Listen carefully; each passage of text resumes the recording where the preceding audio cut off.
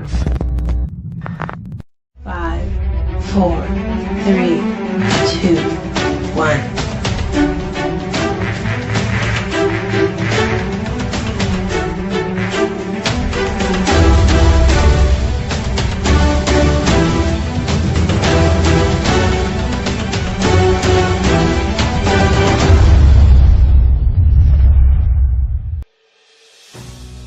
Yes, everyone, this is the Roundtable on the Worldwide Resistance Network. If you are watching this, you are the Resistance. I, of course, am your host, Tin Man Chris Sheldon with the Worldwide Resistance Network.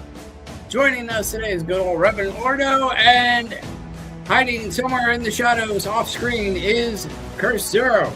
And this, of course, is Left Monster Blue, the fictitious product that doesn't actually exist. That was inspired by this product, and again does not actually exist because we are not sponsored by anybody. We don't have any corporate sponsors. We don't have any advertising. This show is not brought to you by this, that, or the other. We don't get APAC money, none of that. We are of the people, by the people, for the people. So if you like these broadcasts, please be sure to check out our online store. Tons of great merchandise there. And as always, yes, that one just came out. Got the new banner behind me. Revan's got this came today. Nice. This came today. It's the same banner that we got behind us now. The REALTWWRN Shadow People banner is in the mail to you, Revan, along with your lightsaber for Grey Jedi TV. Yeah. And all that. So this man's gonna be styling.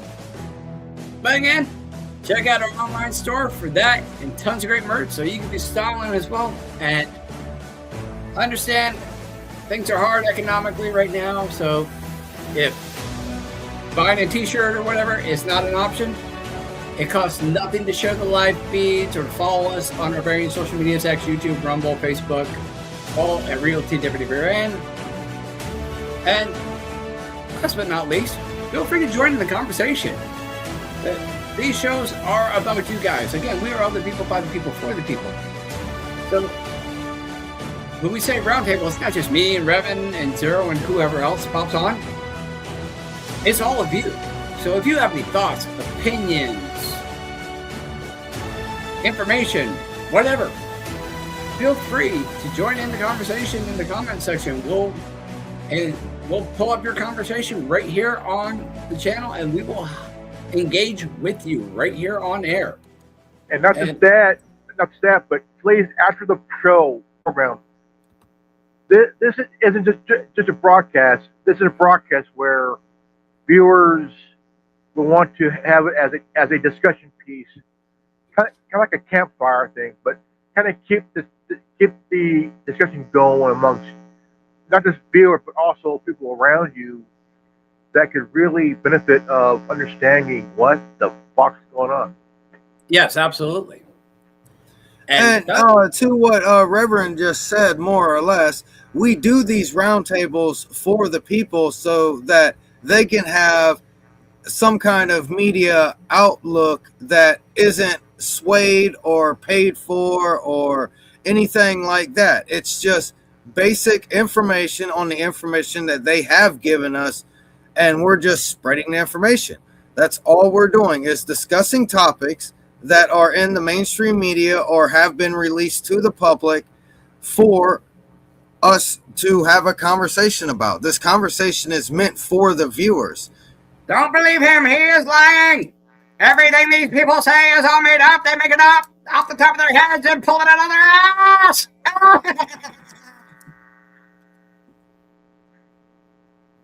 You know, I'm kind of scared of why Skeletor took out Giggles, man. And he hung them on your wall, bro, like a warning to all others that pass by. If you want to see Skeletor really just insults, check out Eternia Jim and Popular. Those two channels are funny as hell. I watch them all the time. I can't even. Pretty funny, but that is not me.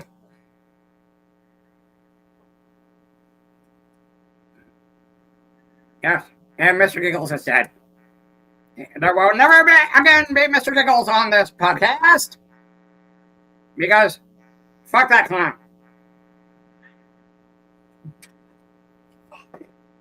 Even with that mask on, that thing's hot. Yes, check out Eternia Gym and Popular.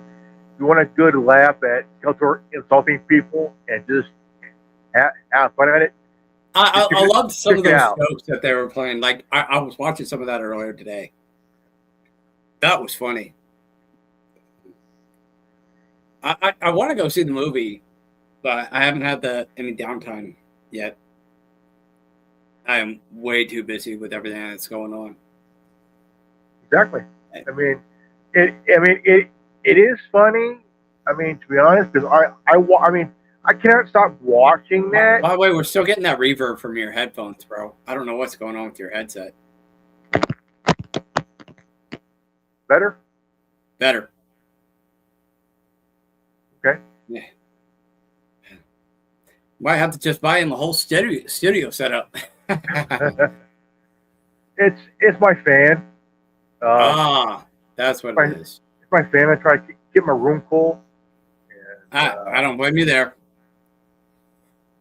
It gets really hot here too. That's why I do the shows in the evening time when it's nice and cool and I can turn the air off. Well, it's 6:10 my time. It's still fucking hot though, man. Yeah. Well, I mean, can't be 8 o'clock. Even with the light bulb on, it's so hot here. Yeah.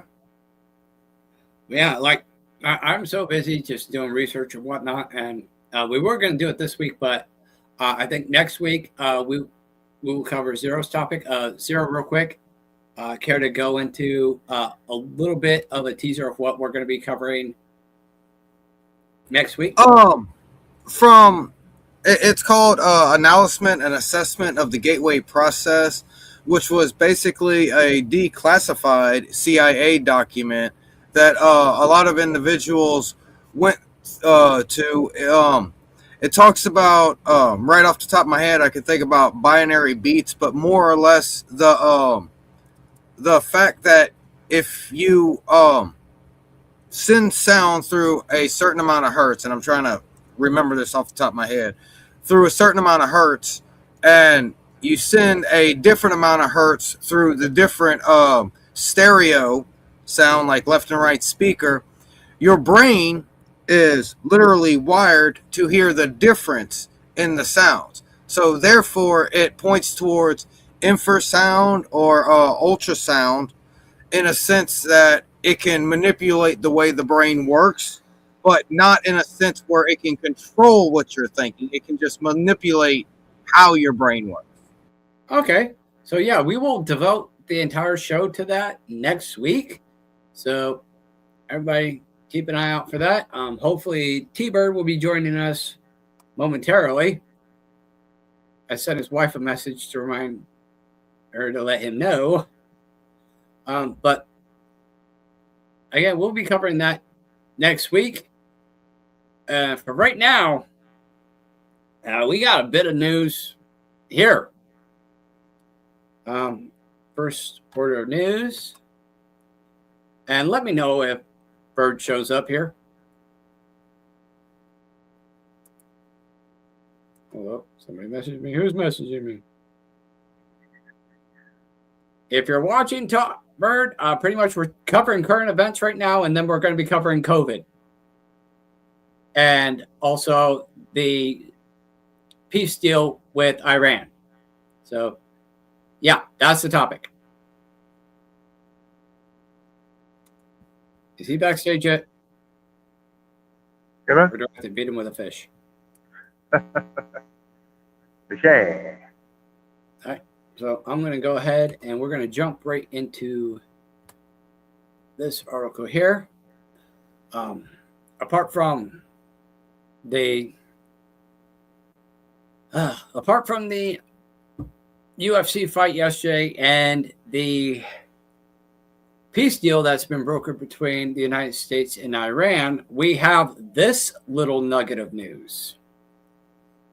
Katie Johnson, the woman who accused Trump the Gump of raping her at age 13, is in a lawsuit accused of rape at 18 in a lawsuit that was later withdrawn, is reportedly now facing criminal charges. Johnson has reportedly been charged with fraud and exploitation of an elderly person in a separate case. The charges reportedly stem from allegations that she financially exploited an elderly individual, leading to a criminal investigation and formal charges being filed. The development is drawing renewed attention online because of Johnson's past allegations against Donald Trump, which were previously withdrawn and never proceeded in court. Now that's pretty damn interesting. So just basically a case of you try to get me, you couldn't get me, now I'm going to get you. From what I read, it doesn't seem like Trump has anything to do with this. Like, this is a completely separate thing that she went after. She financially exploited another individual and is now facing criminal charges. Apparently, that person who she allegedly financially exploited is pressing charges against her in a completely separate case. Now, whether or not Trump has anything to do with that, I don't know. Digging up the idea or having somebody push somebody in a direction because it's XYZ. Yeah, we can speculate that might be the case, but at this point, we don't know, so we cannot say definitively. But one thing I did find interesting, it's like, oh, you can actually press criminal charges against somebody financially exploiting you? Oh, I would love to hear the details on that. It's kind of like what they did to OJ financially. Even though he was found not guilty, he was financially liable. Yeah. Yeah, they sued him. The families sued him civilly after the criminal case was said and done. But even though he was found not guilty. Now the thing is, if someone was found not guilty, okay, they shouldn't be financially liable because, dude, the OJ was found not guilty. Okay. Now here's the thing, and that's the difference between civil and criminal cases. And Tommy Bird and I talked about this last week, is that in a criminal case, you have to have evidence because a person's life and prospectively freedom is on the line. Whereas with a civil case, whether a lawsuit, child custody, divorce, restraining orders, whatever, it's reasonable doubt. You don't need evidence per se. It's reasonable doubt. Judge's discretion, essentially. Evidence really doesn't mean dick. You can present all the evidence in the world that proves your innocence, but it's the judge's discretion as to whether or not they believe in this, that, or the other.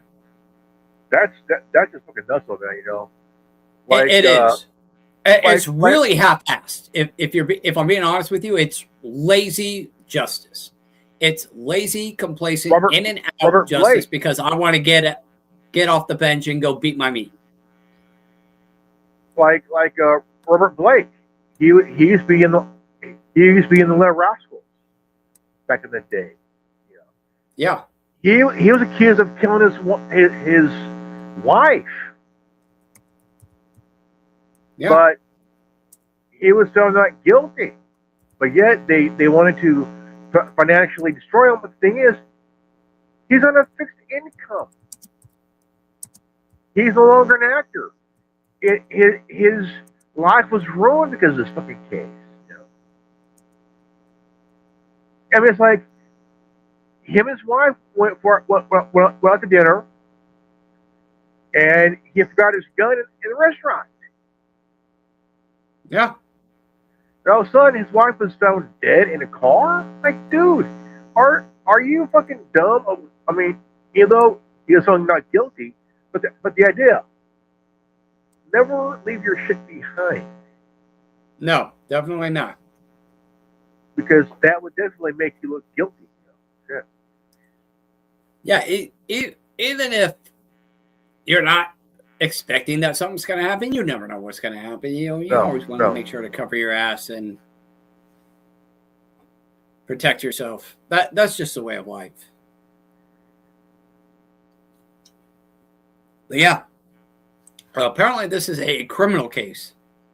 Now, I think that if Trump were involved, he would have filed a countersuit against this person for defamation of character or any number of variables in connection to that case. Like, I don't think he'd be beating around the bush. So you're pretty much saying that they're tying it together, but there's no relation between the two cases. No, there's no relation between the two cases that we know of. Again, the way it was reported, this sounds like a completely separate issue. Again, this is just something that popped up online. I'm not sure whether it was this person or somebody else. There's always so many people who have accused Trump of shit, and I know one of them was alleged to have been a Jane Doe that didn't actually exist. And I want to say it was Johnson, but I'm not 100% sure on that. Because, again, the case was withdrawn, but that's not the first time that's happened. He's had so many women on his ass. He has, and it's really hard to keep track of everything. If you count the women of his first term, one of them was a porn star, Jessica Drake. Yep. This woman Stormy Daniels. This woman got paid to take it up the ass on camera. Okay? Yeah. Even I wouldn't, But then they had another lady, right? Oh, he touched me on my plane. No, bitch. The reason they're doing that is because they're paying you to lie about the guy because they want to ruin his life as a sexual deviant, like Bill Clinton. Yeah. But yet that same party doesn't go after Clinton at all. And yet, is second term running? Stormy Daniels, who also got paid to get fucked on camera. Now, look, I don't think Stormy Daniels is Trump's type. I don't think she is. If you look at Melania, that's Trump's type. I mean, look at the women that are around him. They look nothing like Stormy Daniels. No. No. Absolutely not. Those women are Trump's type. Stormy Daniels, just for drink, they're toilet paper. So much. They're both used toilet paper on a priest's dick. Not worth the touch or fuck. Yeah. Trump's type? So look at Melania. Look at Marlon Maples. Look at his first wife. Those are his type. Yep. So the rain put a delay on the UFC 250 or something like that, because I know it rained over here. Yeah, it was delayed for about 30 minutes because it was an outdoor event. So they delayed for about 30 minutes, but the fight did eventually happen. My coworker was actually watching the fight in between. Oh, about that? His duties. I sent you guys something from the fight. And what? Are you talking about that Street Fighter thing? Michelle Obama is a man. Yeah, we saw that. Again, that was something that I saw last night at work. We saw that. Is this really what the country has come to? I mean, no doubt that Michael does have a penis, but come on, are we really going to harp on that in light of more prevalent issues? Are we sure it's not an inverted penis by now? I don't know. I'm pretty sure that Obama's the one who's taking it in the O. There's a video of Obama sitting on the couch, and the fighter's saying, Michelle Obama is the man. And he goes, Michelle, they're saying you're a man again. And she's shaving. They can all suck my dick, Barry. Yeah, I mean, no doubt, no doubt. But yeah, I think there's more important things that the White House and anybody representing the White House at this point should be focusing on, rather than I think it's the more about humor. Ex-president's wife's penis. I think it's about humor. I mean, we need a little bit of humor, even some political humor. I mean, I don't see wrong with that. You know, I do understand that, but again, I think that we do need to buckle down and focus more on the important issues as well. As far as the president is concerned, I would say we're about 10 years too late for that talk. I mean, yeah. I mean, it's like President Obama is the first president whose wife has bigger dick than he does. Yeah. Again, I'm all for satire and having some good jokes, but look, it's still jokes out there. I mean, even though it's been over 10 years, those look, every joke on every president and first lady will never go away. Yeah, I'm not negating that. My point is, with this administration, we're seeing less. We're not seeing a lot of shit getting done, but we're seeing a lot of shit talking. It's like, well, I want less shit talking and more results. Yeah, exactly.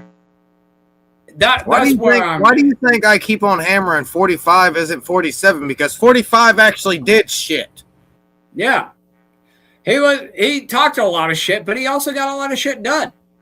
He was definitely more effective in his first term.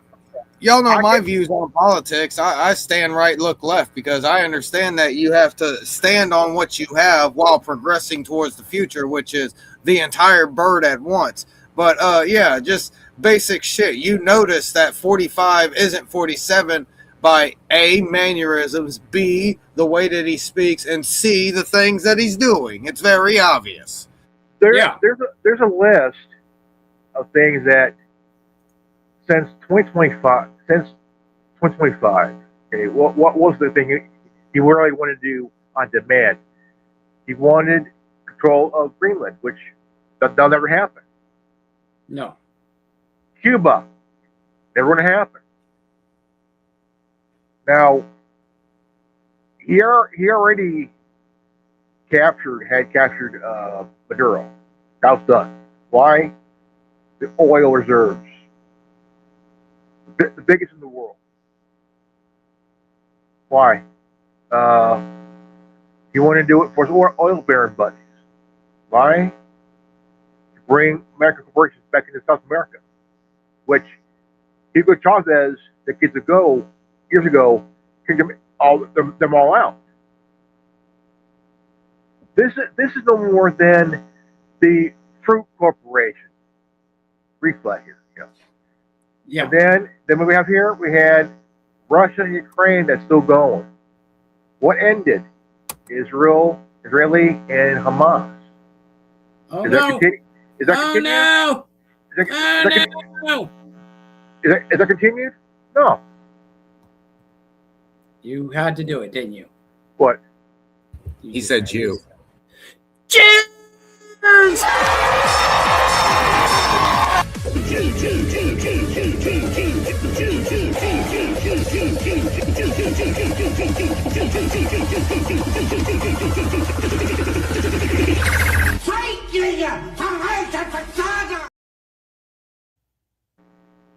So we knew somebody was going to do it, but I guess that's a good segue into and the now next topic. What's on his mark of his bucket list? Being the bitch of Netanyahu, who sat there fucking his goat while Trump invades Iran violates the international law because Iran didn't attack anybody. They were invaded. They killed the former leader, Khomeini. Now his son's in charge. Now they're trying to kill him. Mm-hmm. It's a war crime, right? And then you have Israel threatening the attorney for the ICC, the International Criminal Court, because they wanted them to stop investigating the crimes of Israel and shit. Like, I'm sorry, dude. The ICC has an arrest warrant for this fat fuck. Yeah. And in fact, like the article says that I just pulled up, Trump agreement with Iran is the moment Netanyahu has been dreading. Israeli Prime Minister Bibi Netanyahu huddled with his security cabinet in a bunker late Sunday night, ready for the potential of Iranian ballistic missiles when the phone rang. On the line was President Donald Trump, the Gump, calling with news of a memorandum of understanding between the United States and Iran. It was the second phone call of the day between the two leaders. In the first, Trump told Israeli leader he was pissed off at Israel's earlier strikes in Beirut, and that Netanyahu has no fucking judgment, according to Axios. In the second, Trump informed him that the war they had launched together in late February was effectively over. Now, going back to the same peace deal that Barack Obama had instituted during his term, yada, yada, yada. Anybody wants to read that, you could just freeze frame. I am not going to sit here and read Lebanon, too. Lebanon. Yeah. They bombed Lebanon for no reason. Basically, it's a war crime. I mean, dude. Yeah. Well, you're destroying buildings that have nothing. I mean, Lebanon didn't do anything to anybody. Neither did Beirut. Neither did Iran. No. Now we have China and Russia, right? Oh, hell yeah. They will back Iran. Okay. But the thing is, are they ready to go? Probably. Yeah. As far as Russia and Ukraine go, Trump also stuck it to Zelensky as well, told him that shit's going to end too. Like, apparently he's tired of this shit and is pretty much putting his foot on Zelensky's neck and saying, no more, we're wrapping this up. And now, but getting back to the Israel thing, Israel has already threatened that they're going to sabotage this whole thing. Jones covered that earlier today. And like we saw in the article we just posted, pretty much this is the moment that Bibi has been dreading, because no war means Zelensky gets deposed and removed from power, and which point he goes to jail for his war crimes. And the Greater Israel Project gets set back another set of years. Oh yes, probably indefinitely at this present rate, especially with the Israeli government's approval rating being in the toilet, including with their own people.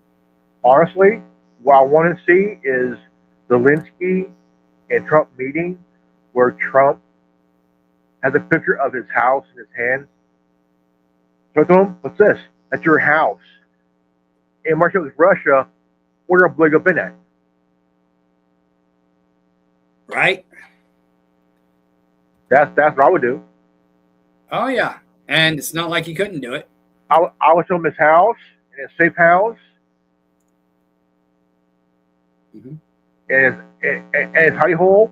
You see that? We're going to blow those up with you in it to keep it up. Right? So, Tommy Bird, he's actually working behind the scenes for us tonight until such time that he might pop on. But he did send us this.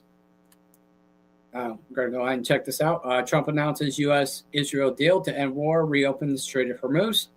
So we will get some details on that. Right now, have some breaking news on Live Now from Fox as President Trump says a deal between the United States and Iran is, quote, now complete, calling on this a ceasefire, as you can see on social media, for rapid response, saying a deal with the Islamic Republic of Iran is now complete. Congratulations to all. I hereby fully authorize the toll-free opening of the Strait of Hormuz and simultaneously here within authorize the immediate removal of the United States naval blockade ships of the world. Start your engines, let the oil flow. This from President Donald Trump. So this coming in, free. What? A little bit of speed bumps through the final checkered flag of this, but they are moving through with this deal, as we have heard from also Pakistan saying the United States and Iran have reached an agreement to end the war. Trey Ying's talking about this as the Pakistani Prime Minister. They have facilitated a lot of this, saying it has moved through. And we also want to get some more details about what's involved. Phil Stewart from Reuters saying President Trump issuing that statement, immediately confirming what the Wall Street Journal reported on Sunday, telling the Journal that the deal will either be signed by electronically or by himself or Vice President J.D. Vance. So still unsure about some exact details about this, not necessarily available or made, as the signing will be Friday in Switzerland. It's not clear how quickly the strait might reopen to all traffic. The U.S. previously said it would ease its blockade of Iranian ports as the strait reopens and would agree to relax sanctions to allow Iran to sell more of its oil and strengthen its battered economy. So this is a key hurdle to get through. The next one, that window to negotiate about the key issue at large, those being nuclear capabilities. And we also saw some potential issues today on Sunday as President Trump urging no attacks by Israel or Iran after Israel's military earlier today launched strikes on Hezbollah targets in Beirut, Lebanon, potentially complicating the finalization of this deal that just went through. So obviously Fox News, Trey Ying's reporting that he spoke to the president saying they still expected an agreement to be made, and now that is what we have in earnest, in full. So some major developments here on Live Now from Fox around a complete deal to have a ceasefire between the U.S. and Iran. They will reopen the Strait of Hormuz, and that will certainly ease some tensions and pressure in the region around the global world economy. Next up is determination about what the MOU looks like, what the next seal of negotiations are around those nuclear capabilities. But a monumental moment today on President Trump's 80th birthday, as this will be a lot of celebration around the United States, a deal reached between the U.S. and Iran. Again, just here on Live Now from Fox, as he says, hereby authorizing the toll-free opening of the Strait of Hormuz, saying they will immediately remove the U.S. naval blockade, saying start your engines, let the oil flow. So it is getting moving, a big day, a monumental deal being struck between the U.S. and Iran. Yeah. I doubt that, because the thing is, once it happens, Israel will be at it again. Yeah. They've broken the ceasefire how many times? And have made it very clear that they do not want a peace deal, that they want the Greater Israel Project, and they want armed conflict to continue, and U.S. to be the front runner on that. Here's the news, though. You got citizens in Israel putting their lives on the line to defend and protest on behalf of Palestine. Yeah, because even they're sick of their government shit. Okay, you're like, oh, these people say, oh, not supporting Israel is anti-Semitic. Bull fucking shit. We stand with the Israeli citizens in saying, hey, the Israeli government is full fucking pedo-psychopaths and warmongers, and we're talking this shit. Hey man, there's a Bible verse. They need to go. There's a Bible verse somewhere that says, be weary of a nation rising in a single day. And just to remind everybody that Israel was the nation that was declared in a single day. Yeah. For they are of the synagogue of Satan. Was going to rise. I knew you knew the rest of the verse I was talking about, but it is referenced in the Bible about a nation rising in a day and be some kind of weary of it. It'll be something's wrong with this. Yes. It will never rise. It will never Try rise. as it might, but it won't. They're trying to get that Greater Israel Project. It may say in the Bible, the book, but in actuality, it will never rise because it has pissed off so many people around the world. They're biding their time until, because right now, since the U.S. is walking away, tell you what, Israel, they've been sitting on their ass waiting for us to go in there and destroy shit. Nah, we're not going to do that. Now they have to really put their bootstraps and use their what? Their nuclear weapons on Iran now? What the fuck, dude? Yeah. Fucking asshole. Yeah. Tommy Bird says the Bible is never wrong, and I'm inclined to agree with Bird and also Zero on this because Israel did essentially come into fruition within a day. So they did rise to some degree. Now, I get what you're saying, Reverend, that the idea of Greater Israel is probably not going to come to fruition, and not at least not in the way that they're trying to make it happen. So in that regard, I see where you're coming from, that they're not going to rise to meet their Greater Israel ambition. But I would definitely say, as far as like coming into existence and a key player on the stage overnight, they pretty much did. And it was like, okay, here's Israel. What was it, 1948, 1949? Oh, 48, Israel. 48. And then, I mean, they've been behind history's atrocities since day fucking one, dude. Yeah, but what I'm saying is in 1948, they pretty much became a nation overnight. So, I would have to agree with Zero and Bird in that the Bible was very much correct in that assertion. They came into fruition by criminal bankers and Eastern European that created their own Jewish name and hiding behind anti-Semitism, which is bullshit. Yep, like the Rothschilds and J.P. Morgan and all that. On paper, they're supposed to rise, but yeah. I mean, the thing is, globally, they never did rise. No, I mean, the thing is, they haven't arisen to like superpower status. That's for damn sure. But they will never reach that. Well, the wording in different Bibles, there's like born in a day, rise in a day, appear over. It's different wording in each Bible, but it's more or less the same thing. There will be a nation coming into existence.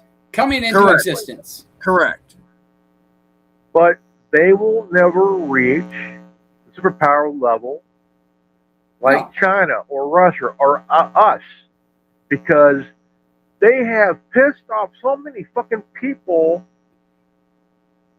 One wrong move, they're back to the Stone Age. Yeah. But we can't do that because all of us are considered Hitler if we try to do anything against because they was already formally attempted genocide upon, so they can't do anything wrong for human existence. What? People died and I was not aware of this? Why am I missing all the fun? You bastard! You in one of them gas chambers anyway, Skeletor? I'm not going to deny that it was a good idea, but I don't think it actually happened. Just my opinion. Let me know how they can convert a bathroom with no actual ventilation systems and no ceiling rooms and windows into a gas chamber. I call bullshit.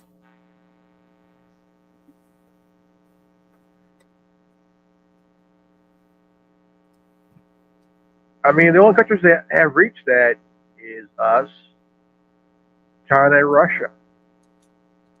Yeah, and you know, wasn't it because of and the because of the Paris Accords that Germany during World War II pretty much was not in any wise focused on chemical warfare per se? they've been doing that for years. I mean, just I mean, not. I mean, they did that during the war.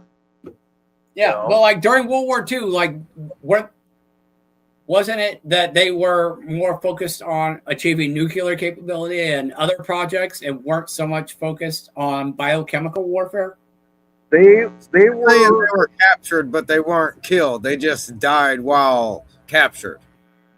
their goal was to find any link to the Aryan race. You? They try to find Atlantis. They try to find some kind of What about the Nazi bell, Reverend? yeah. The Nazi bell. All the fun stuff. They were doing all the fun stuff that supervillains now talk about. Every supervillain that ever came to be after the fact, including myself, was modeled after World War II events. Not just that, they try to find something. They try to find the Ark of the Covenant. They did. No, they didn't. They tried, and the Spear of Destiny. And they say that, and I am inclined to agree with Zero on this one, that the Jews were not killed in gas chambers and firing squads and thrown into fiery furnaces. I think they just died of a hard day's work.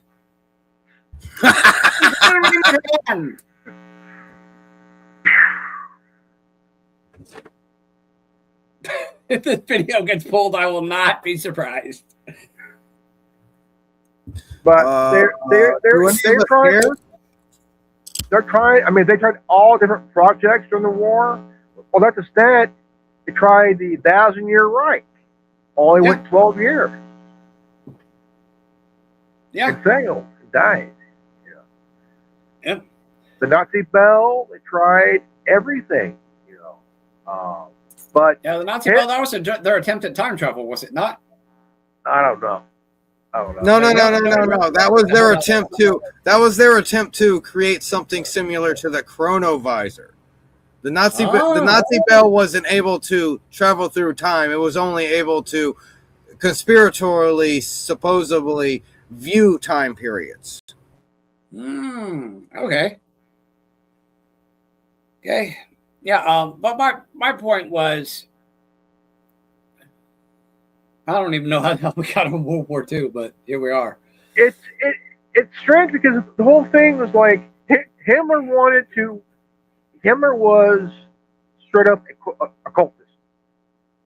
He tried everything, and he got this castle where had a room with chairs around, kind of like Knights of the Red Table.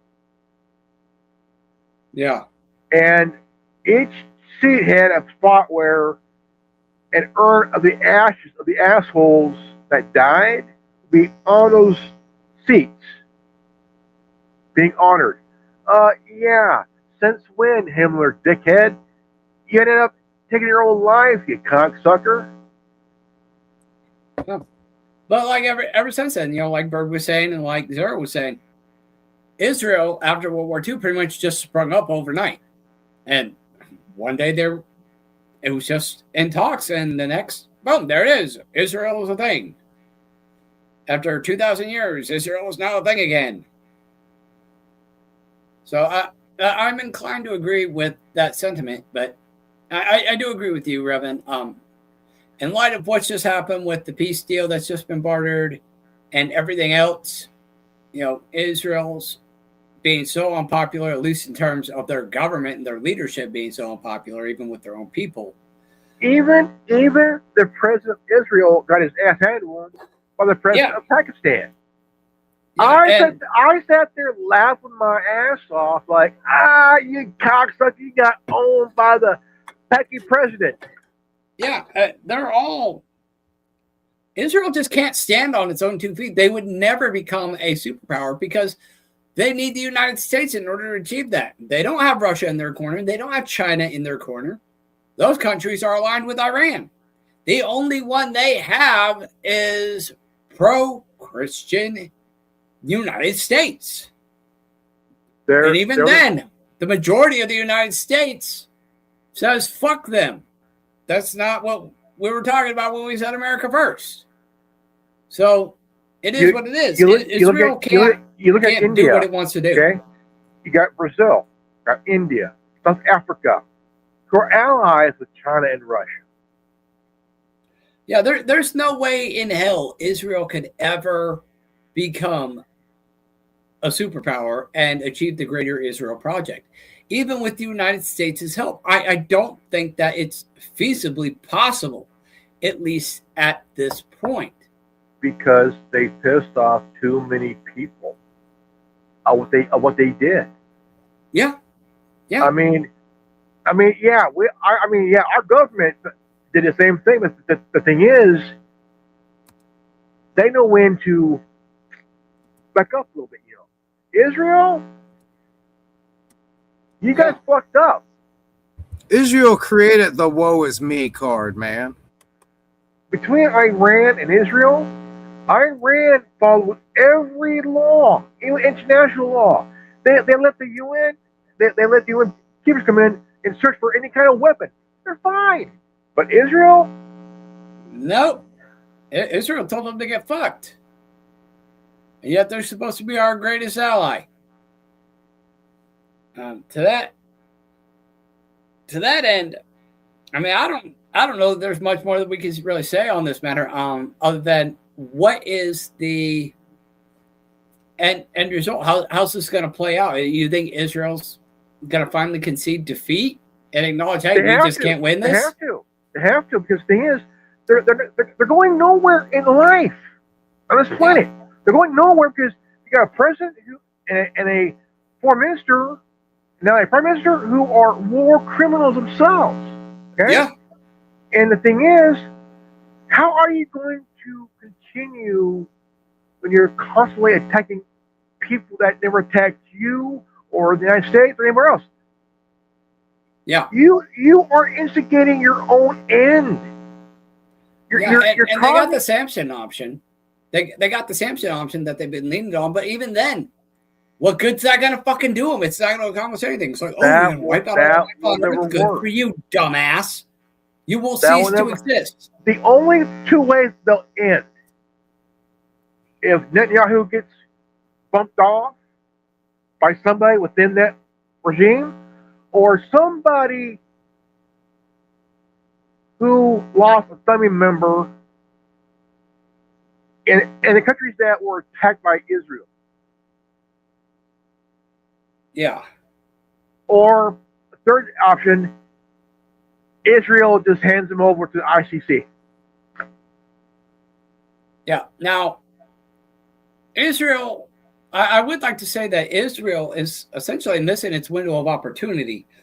Because of this armed conflict, they could have, and they've talked about this, and we've pointed this out several times, they've talked about blowing up the Dome of the Rock at the temple site where they want to build the third temple, and then blaming it on an Iranian missile that veered off course and essentially destroyed the Dome of the Rock. They want to pull the shit they did to the USS Liberty. Yeah, but essentially they're kind of missed their window of opportunity if this war comes to an end. They really did not take the shot when they had it. They could have taken that shot and they didn't. And now it begs the question is, if they want this temple so damn bad, how are they going to pull that off? With this war coming to an end, and there's no way to say, the Iranians actually shot at us and missed and hit their own fucking shit. There has to be a UN resolution where every country, simultaneously, all together, at this point where every country has to really tell the United States government, hey, dissolve the APAC. Dissolve APAC. Because the thing is, as long as we're allies with Israel, things will get fucking worse, man. Yep. Dissolve APAC, dissolve the friendship thing with Israel, and call it a fucking day. Yeah, they're just going to keep trying to pull us back into armed conflict with Iran or whoever. And not just that, there needs to be a UN resolution where, and the shit, Iran happens again, dude. Okay, Bert. Look forward to seeing you. That if we go in on behalf of Israel, deal's over, man. It's over. It's kaput, finito, done. Yeah. Well, with the current trajectory of the United States congressional and Senate seats, it doesn't look like the Republicans are going to hold the majority much longer.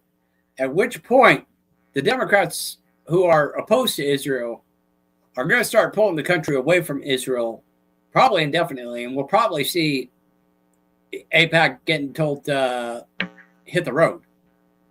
So I would not be surprised to see that happening come 2027 when Democrats effectively take power again in the congressional and Senate offices. We also need to look at the list of Democrats or Republicans who are support of Israel. And are for Israel or against Israel? Both. For Israel. Okay? There's half, again, 50-50. One half that support Israel, other half that doesn't support Israel because they're bullshit. Yeah. Because everything has 50-50. Only 50-50, man. You know, that shit. Yeah. Well, we'll see how it plays out, but the Democrats seem to be pretty well anti-Israel at this point, and if they get back into power, it's likely that they might just pull away from Israel entirely. Otherwise, they're going to look like hypocrites with their base. I mean, it could go either way. I mean, both political parties are just so out of whack that they're just doing dumb shit. Like, my thing is, you just look at them and go, like, what the fuck are you doing?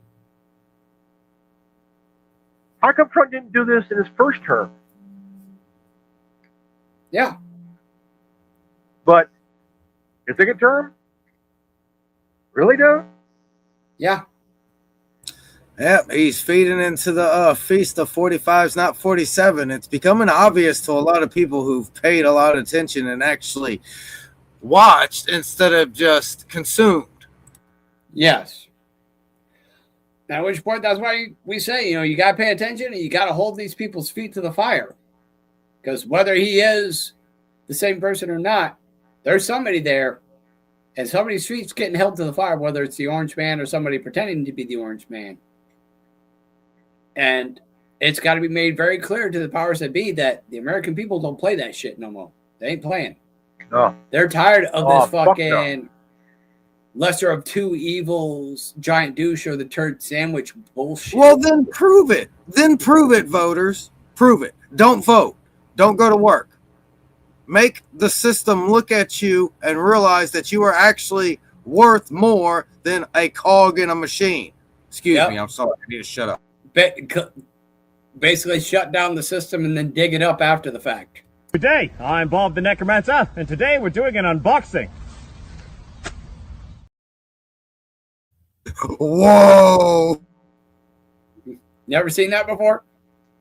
No, that was the first time. But you understand my sentiment. I think I've discussed this idea more than a dozen times, and maybe a month would show them, because I don't think a single day will show them anything. They'll just treat it like a federal holiday and move along. No, you have to actually, like you said, shut down the system and then decide whenever it can be defibrillated or not. Exactly. Yes. Prove you're not a cock in a hog's ass. Yep. And on that note, we're going to go ahead and take a quick break. We're nearly an hour in, and we got to plug the bullshit, because if we don't, the operation doesn't grow. We don't reach more people. Yes, we got to cork the hole before before the cork comes the cat. Where'd you Yep. put that cork, Grimlock? In his butt. I ain't saying. Yep, it's in his butt.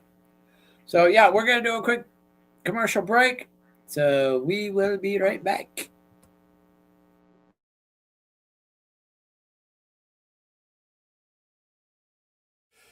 Hello, ladies and gentlemen. My name is Reverend Ordo, and I'm a co-host of the Worldwide Resistance Network. I want to let you know about my content on my so here, check me out on Minds, Gab, MeWe, Cloud Hub,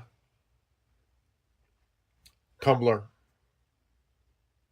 Parler, Getter, Rumble, Scoops, TikTok, and also on YouTube on the Anonymous Manawai Network and the Anonymous Republic Network. Also on Truth Social. And also check out the Worldwide Resistance Network. Also check out Tin Man TV. Also on Tuesday evenings, Gray Jedi TV.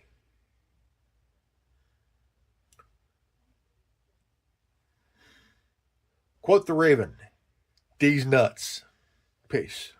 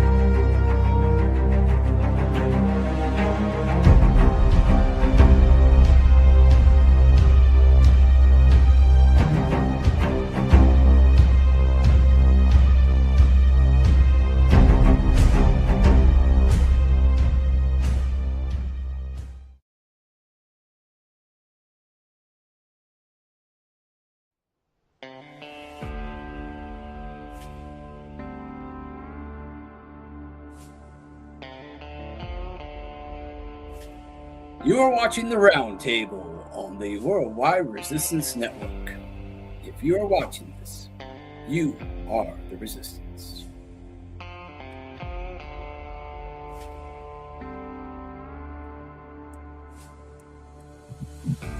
Yes, everyone, welcome back to the Round Table, and Tommy Bird is with us now. But before we jump into all that and a bag of chips, again, we are all the people, by the people, for the people. This broadcast goes nowhere without you guys. Everything that we are is because I can't do of anything you without any fucking healing. for you. The fuck was that? Thank you, Kiriko. It's about fucking time. I hear noise in the background. Somebody's talking. It's probably my wife. Ah, hi, wife. Yes, Hey guys, give me about 5 minutes. 5 minutes. I'll be back. all right, go take a shit. While Robin's taking a shit, I'm going to finish my plug. Okay. And again, this podcast and the Worldwide Resistance Network wouldn't be anything without you guys.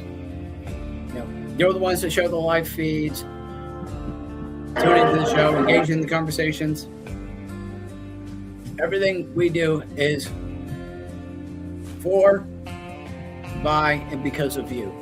So, and if you like these podcasts and you like the content we cover, engage in the conversations, check out the online store, and share the live feeds, and follow us on our various social medias: X, YouTube, Rumble, Facebook, all at REALTWWRN.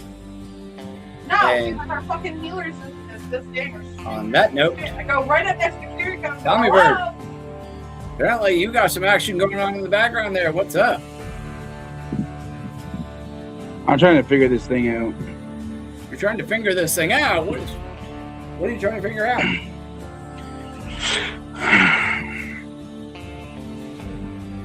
Tommy Bird, do you not know how to use a computer? Apparently he needs to be taught. Right, using a phone for computer things. I fuss at people all the time about that. Probably not the best idea, brother. You're here and then you're not. Then you're here and then you're not. Figure your shit out. All right, what's going on, guys? I don't know. You tell me. You're just joining the show. So talk to us.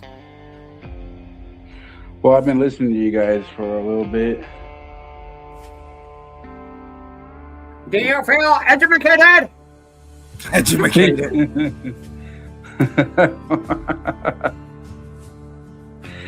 Oh man, where'd you get that thing? Amazon. That's pretty cool. Yeah, I went to Walmart, but they didn't have A them. giant lady gave it to you. Wow. Yes. But I did find a Deadpool. I found a Deadpool at Walmart. It was awesome.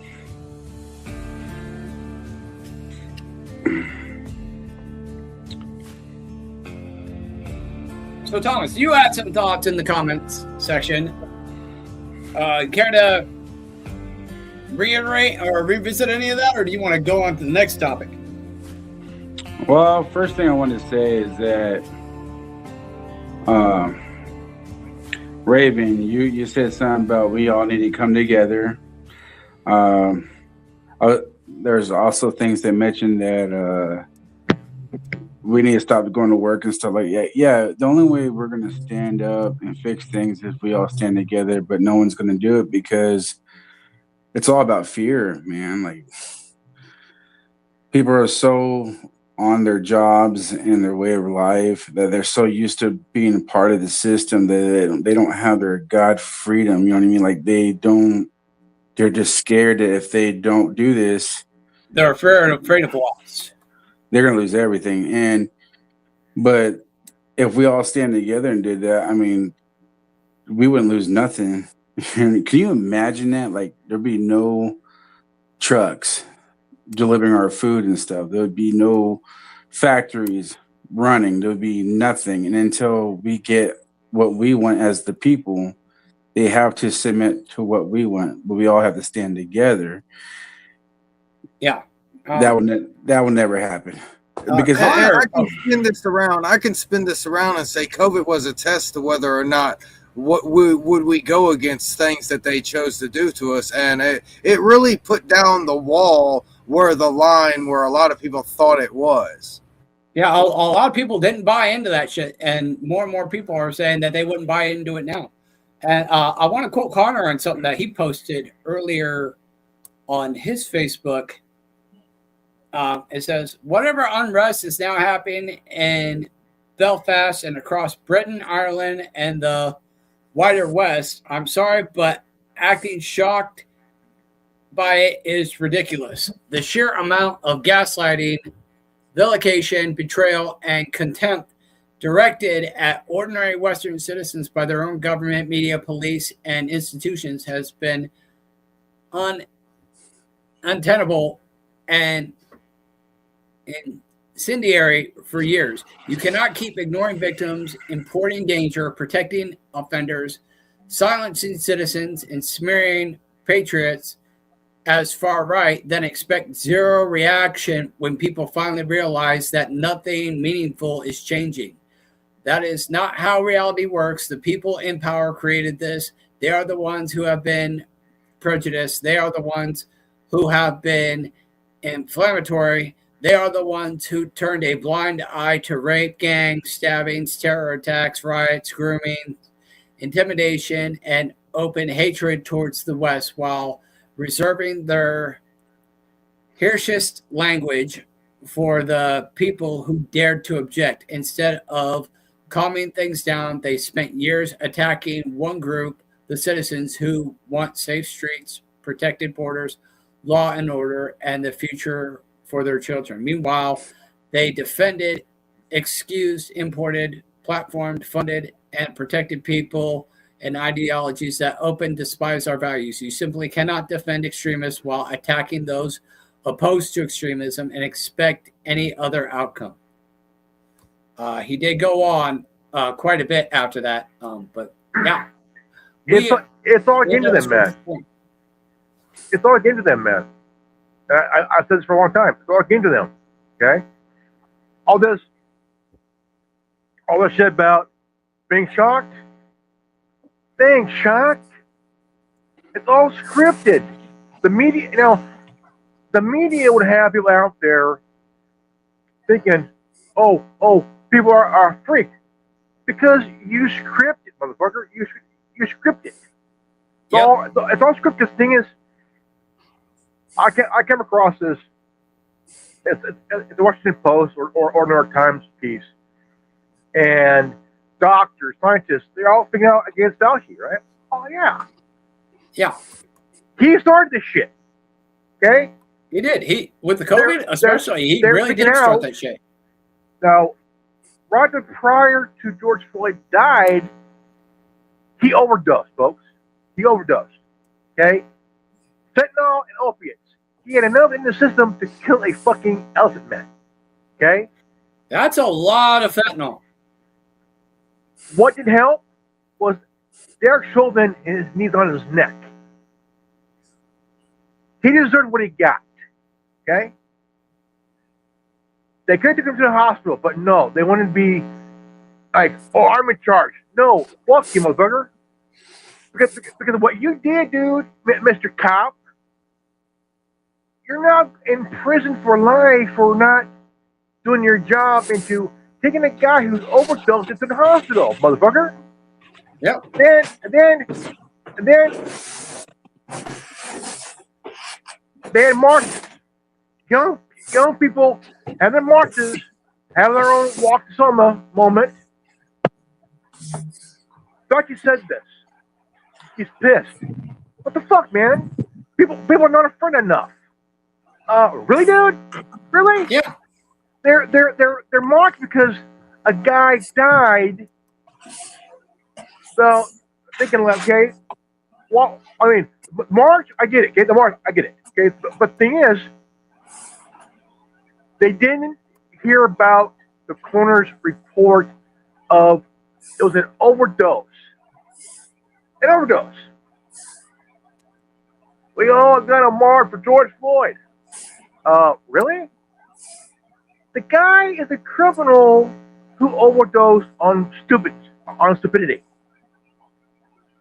Yeah.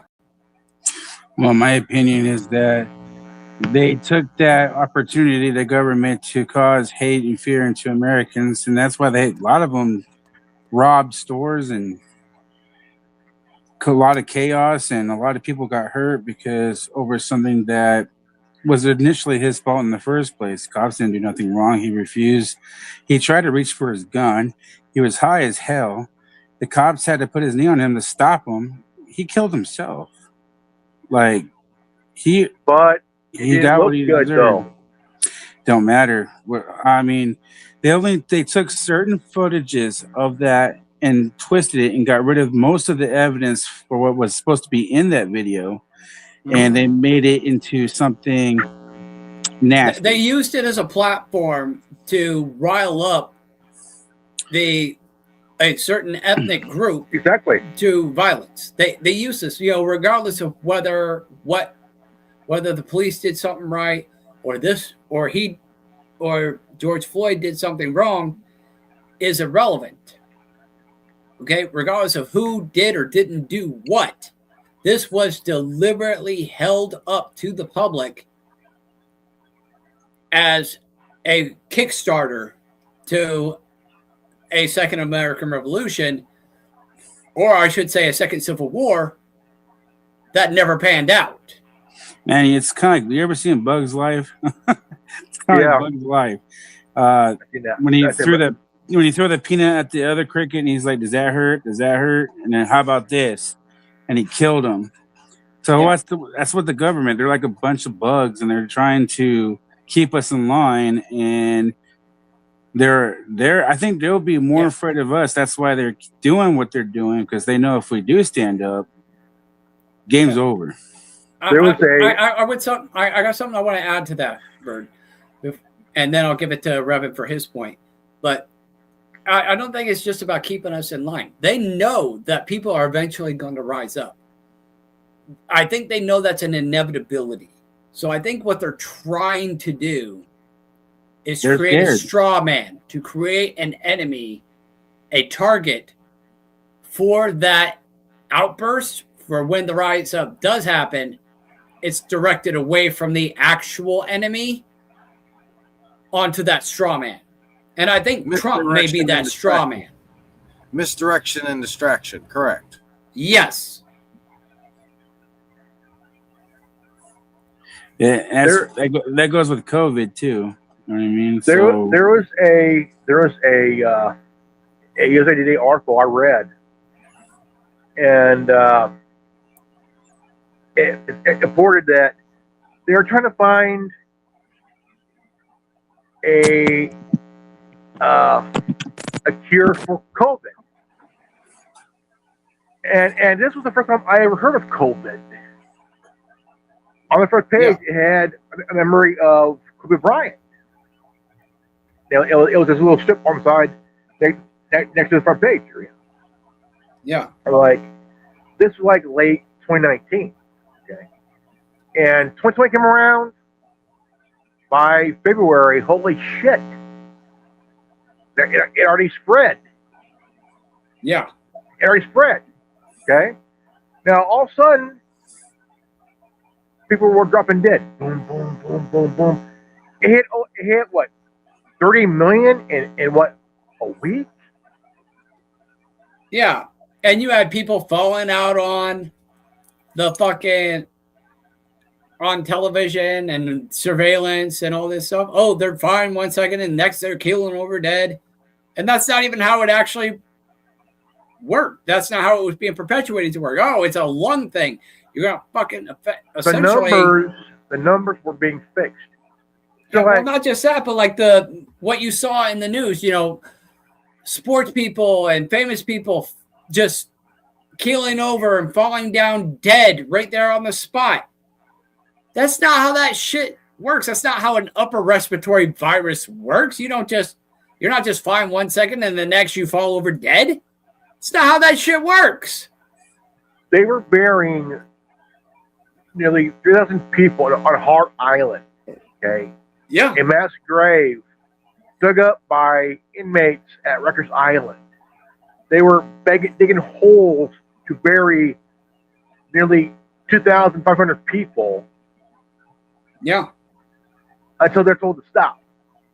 Somebody else would do it. Okay? Now, the thing is, I was researching this shit for a month and a half. A lot of people were dying in the millions in different countries. Okay? They were.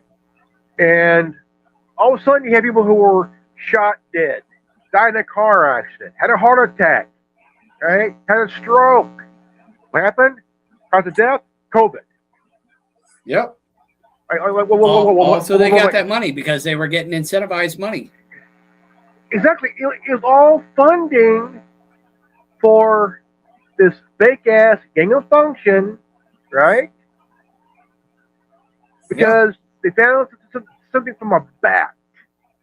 Allegedly, somebody ate a bat at a wet market in China, and that's what sparked COVID. Okay, I'm sorry, but didn't Ozzy Osbourne disprove that notion decades prior when he bit the head off a fucking bat?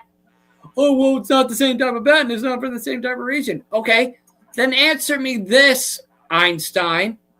Human beings have existed on the planet for how long? Been eating uncooked, unprocessed food for how long? And it just now happened to spark up, coincidentally, right down the road from where the virus was sent? from Fort Detrick, Maryland, and was moved over to the laboratory in Wuhan, China, just right Near down a the street market. from this alleged wet market. Kind of Near a seems like an market. amazing coincidence, don't you think? You know, same with the patent that Bill Gates has owned since 2006. Again, had the virus at his laboratory in Fort Detrick, Maryland in 2016, and then had to send it to Wuhan, China, because there was a big stink about it. Jones talking about them releasing mass viruses since 2002. Project X not just announced that. in 2009. Come on. Not just that, they had labs, biolabs all over the country. Okay? They found 5 in my hometown alone. Yeah. Chinese nationals having secret laboratories in my hometown. Found 5 of them in my hometown. Yeah, and they allegedly had the virus ready to go 2 weeks prior to outbreak. Yeah. Or not the virus, but the vaccine ready to go 2 weeks prior to the release of the virus. It wasn't tested. Quite an amazing coincidence. It wasn't tested. No, and it wasn't. It wasn't. And that's one of the big reasons why I didn't take it. You know, all the other variables aside, I'm not going to be your fucking lab rat, okay? If you're going to tell me that this hasn't been tested and you just rush this motherfucker out, that's a big no for me. That's a big red flag. I became my own guinea pig. Zero knows this. You would. Because I heard about side effects. I'm sitting here thinking, okay, let me see for myself. Let me be the first asshole to become the guinea pig. So I took both shots. First shot, and another shot almost later. It was a Moderna shot. So I'm waiting. I'm still an asshole. Okay? So I didn't take the boosters. Why? I don't need a booster to be an asshole. I already am one. So fuck off. So the thing is, there's no side effects at all. I got. So I'm thinking, okay, got the card. I looked up the number. Good batch. Okay. My opinion, survey says, bullshit. Need to be tested. Exactly. All right, my We opinion definitely is got that, saline in an injection. Yeah. Bert, you were going to say something?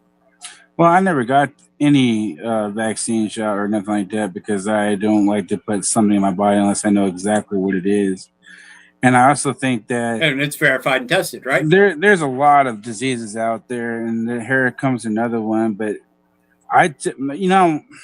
so when they start paying us money for us staying home because of the virus, I think it's just a bitch slap in the face because it's them showing that they can pay the American people and help them out. And like, oh, look, this is what we can do. Too bad. You know what I mean? And Yeah. But the virus, I'm still alive. There's a lot of people that die, but there's people die by viruses for years. You know what I mean? Every day. People die of So- things every day. I think it's just to cause fear and panic. And like I said, I think it's just another act of trying to get us separated. Blacks against whites. They're afraid if we stand up together, Mexicans, all of us, that there's nothing they can do about it. So they Keep continue the to inmates hate. pitted against each other so they won't rise up against the guards. We And had here's- what? The swine flu and the bird flu a few years ago, Yep. and nobody wore a mask. Nobody stood apart 6 feet and all that shit. People went to school. People went to work, live their lives. All of a sudden, like, okay, Well, they act like a mask is going to hide or stop the virus from spreading. It's ridiculous. Those face diapers were pretty much the equivalent of trying to use a chain link fence to stop a mosquito. and Like, they no. named a disease after my favorite beer. What the fuck, man? You like Corona? Dude, I've been drinking that for a long time, man. He's half Mexican. Could they named it after what was her name? Stormy Daniels, the cornhole leader. Come on, man. You sick little monkey. I just want to find out who killed Trump. What was the name of the shooter at Butler, Pennsylvania? Hillary Clinton. We interrupt this broadcast for a very important speech from the Madam President of the United States. Hello, U.S. America! Where the hell is my martini bucket? I gotta take a crap.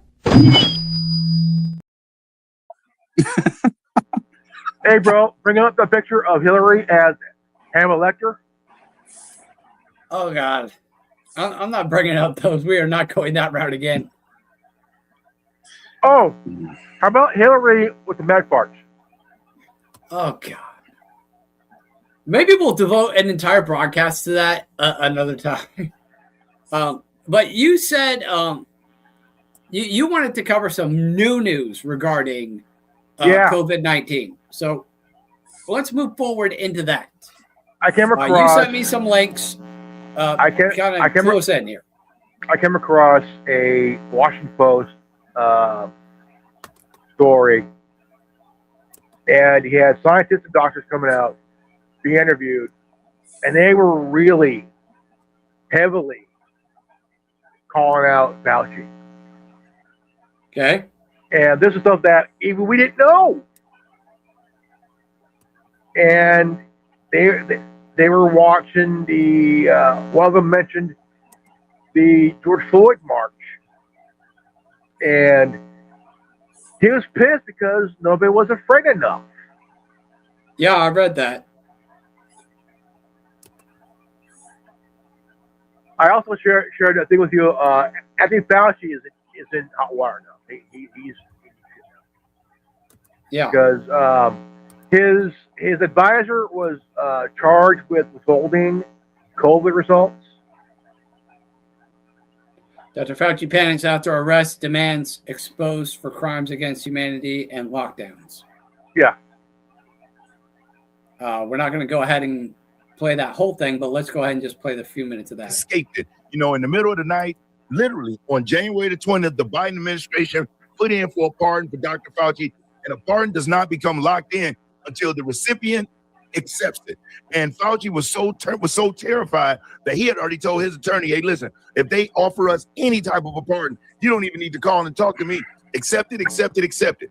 And there's a reason for that. Now, as you can see right there, as far back as in 2021, Senator Bouchard was calling for Fauci to be tried. And you see right there on the screen what it says. Now, in this video, we find out that, you know, without any shadow of a doubt, Fauci's pardon was not signed by Joe Biden, which means that it's null and void. And also, with everything that just was dropped by Tulsi Gabbard, which you're going to see in this video, the ODNI director dropped a bombshell on Fauci and his counterparts and what they did as far as they're calling it crimes against humanity. And then I've also got other proof of the way that they rigged the data. And now finding out that the only pardon that is authentic, the only one that Biden actually signed was at Thanksgiving time for Hunter Biden. And so now we're going to break through everything in this video, just why Dr. Fauci may be spending the rest of his days locked up in the clink. And at the end of this video, you're going to agree with that too. Wow. Damn. Yeah. Do we want to just go ahead and jump into the other video you sent me? The Anthony Fauci advisor indicted by DOJ? Yeah. All right, we'll go ahead and play that whole video. The Department of Justice has dished out a shocking indictment accusing a former senior advisor to Dr. Anthony Fauci for allegedly concealing records amid probes into the origins of the COVID-19 pandemic. 78-year-old David Morans has been charged with conspiracy against the United States, destruction, alteration, or falsification of records in federal investigations, concealment, removal, or mutilation of records, and aiding and abetting. The indictment, which was unsealed on April 27th in Maryland federal court, also lists two unnamed co-conspirators who, quote, concealed, removed, destroyed, and caused the concealment and removal of federal records to evade the Freedom of Information Act and the Federal Records Act. According to communications first exposed by the Post in May 2024, Morans, who served as a senior advisor to Fauci from 2006 to 2022, conducted official government business from a private email account and asked the National Institutes of Health's FOIA liaison for tips on how to evade records requests. In an email from February 2021, Morans wrote, I learned from our FOIA lady here how to make emails disappear after I am FOIA'd, but before the search starts. He later went on to write that he, quote, deleted most of those earlier emails after sending them to Gmail. 2 months later, in April 2021, Morans also wrote, there is no worry about FOIAs. I can either send stuff to Tony on his private Gmail or hand it to him at work or at his house. He is too smart to let colleagues send him stuff that could cause trouble. In September 2021, Morans wrote that he would, quote, always communicate on Gmail because my NIH email is FOIA'd constantly, and, quote, delete anything I don't want to see in the New York Times. Morans oversaw a now infamous grant from the NIH to the Manhattan-based nonprofit EcoHealth Alliance, beginning in 2014, that ended up funneling U.S. taxpayer dollars to the Wuhan Institute of Virology for bat coronavirus research. Acting Attorney General Todd Blanche said that the allegations represented a, quote, profound abuse of trust. As alleged in the indictment, Dr. Morans and his co-conspirators deliberately concealed information and falsified records in an effort to suppress alternative theories regarding the origins of COVID-19. Government officials have a solemn duty to provide honest, well-grounded facts and advice in service of the public interest, not to advance their own personal or ideological agendas.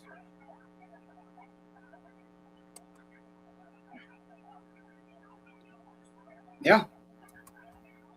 That whole 2.5 years, they violated the Nuremberg Code. Yeah. It's rather insanely disgusting. Point blank. Disgusting. It just shows you the things they get away with, the things that we know that they're doing, and the things that they continue to do that we allow them to do, but we don't have enough individuals that are intelligent enough or ballsy enough to do anything about it. Excuse me, but damn it, this is the reason why we're here. Yeah, one thing I can say about the DOJ in this instance is that we are seeing a criminal indictment. We're not seeing congressional questioning and all that nonsense that goes nowhere. You got a criminal indictment that is being actually carefully handled and surprisingly properly handled, at least for the moment, by the Department of Justice, which I would say is a step in the right direction. Now, whether or not they stay on course or whether or not this fizzles out like other prosecutions and indictments is yet to be determined. But so far, it looks to be on a fairly correct course.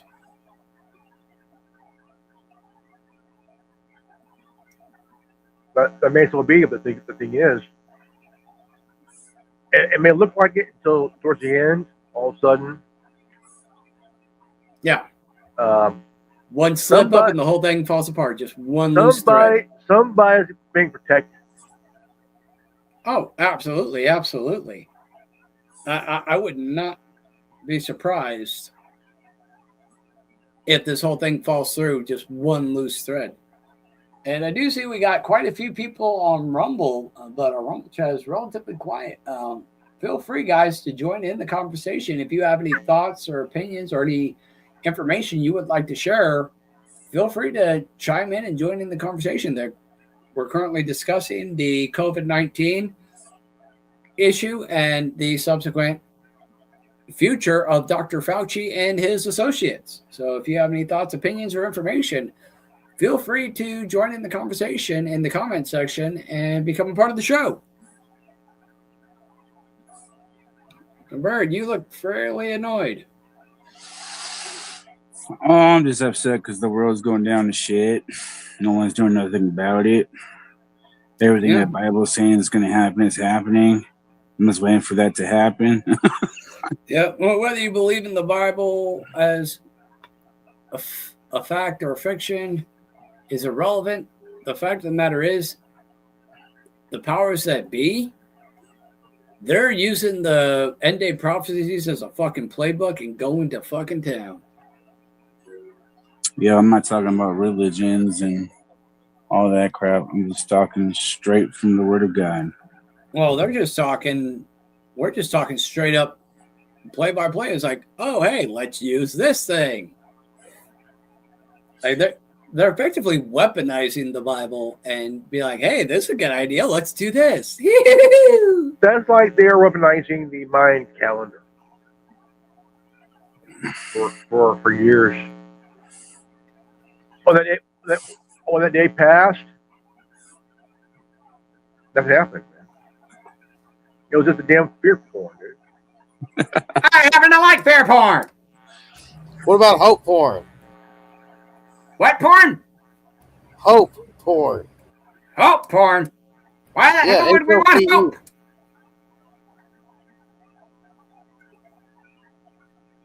Are we talking about a porn star named Hope? You're funny, Skeletor. You're funny. My daughter's a dog named Hope.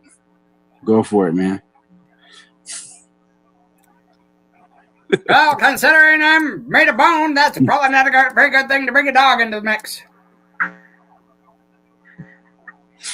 Oh my god. That's probably you little asshole.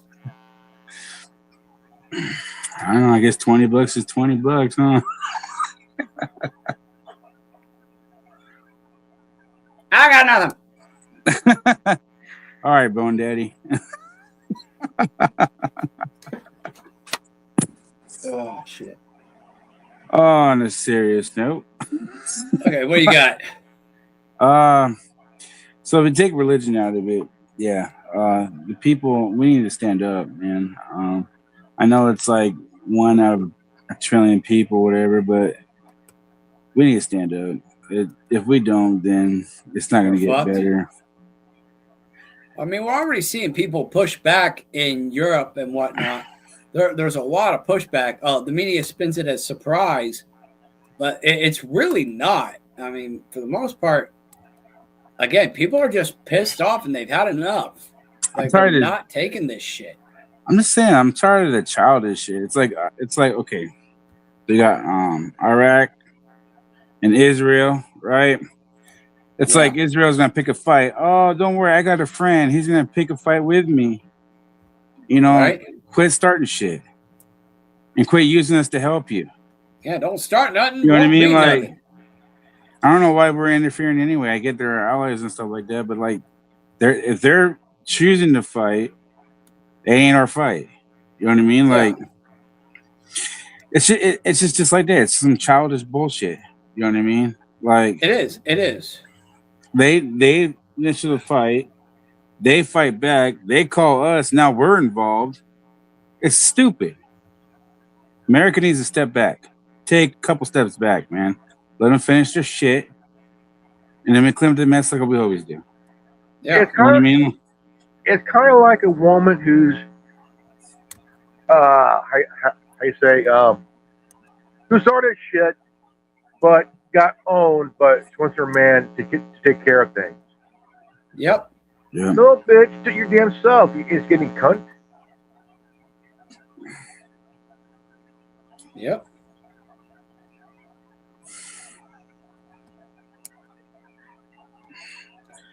I just wish there's things I do wish. Like, I love all people, man.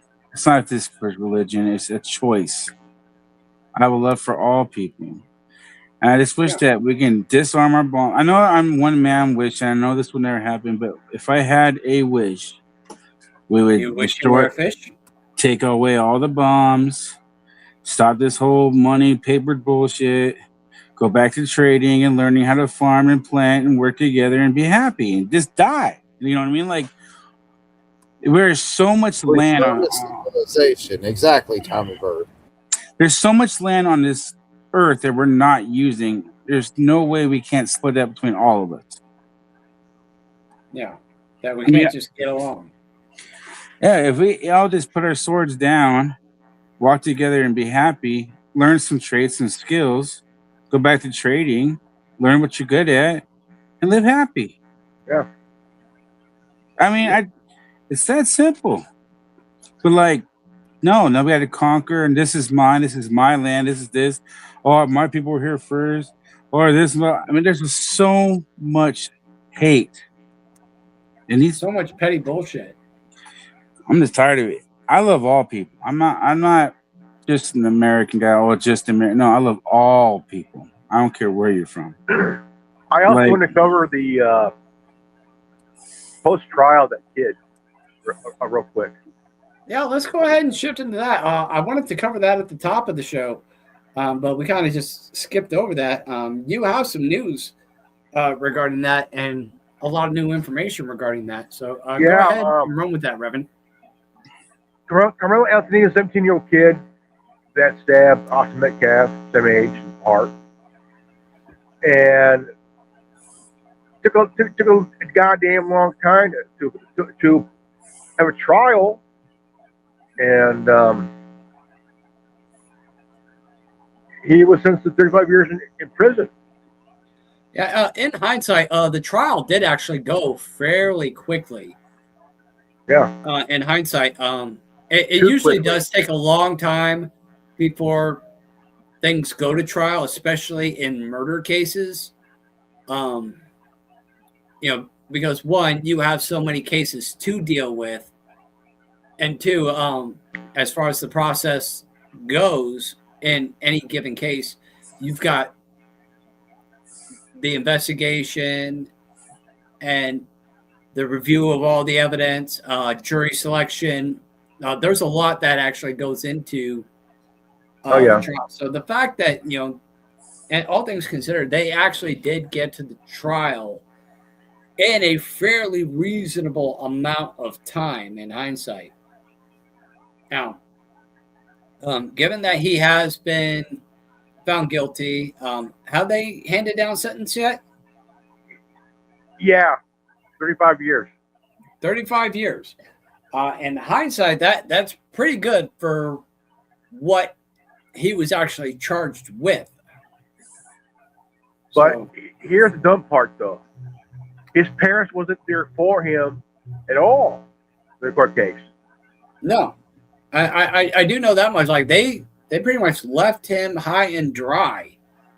And now everybody's screaming that he was wronged in this, and now the family of the victim are getting death threats and all kinds of other shit. It's like, dude, come on. Yeah. And then the parents were interviewed, like, the death said they had an all-white jury. No, they didn't. They did not. It was a diverse jury. Yeah. Yeah. There we go with the hate talk again. Exactly. Race baiting. Name one thing. Can I just say this? Name one thing that I can do as a white person that anybody on this earth can't do. Name one thing. Asian Alex Jones. If you're in America, there's nothing that I get paid more or less than another African American, Native American, Chinese. I don't like putting chemicals in the water that turn the freaking frogs gay. No black person alive today was a slave. So why are we still keeping up this fucking bullshit? Most black people are beyond that nonsensical bullshit.